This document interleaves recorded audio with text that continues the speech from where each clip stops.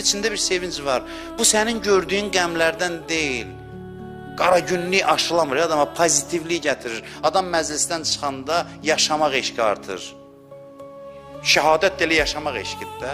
Şəhadət həyatın daha yüksək mərtəbəsini arzulamaqdır. Həyat eşqidir. Sevincə qarışır. Həmdərdlik yaranır. Ehsan verir insanlar, təmənnas aparır, gətirir, taksi deyir, pul almıram, küçədə biri deyir, bu sudan iç, bu çaydan iç. Bu şad yaşayış budur da, sevinç belə olur da, sevinç nəyə deyirsən? Şad yaşamaq budur, insanlar bir-birinə əziyyət vermir.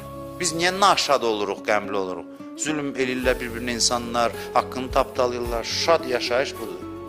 Bu şadlıq aşılayır, sevinç aşılayır. Bu qəmdə sevinc olmasaydı bir nəfər İmam Hüseyn məclisinə gəlməzdi. İstəyir nə qədər savabından danışır.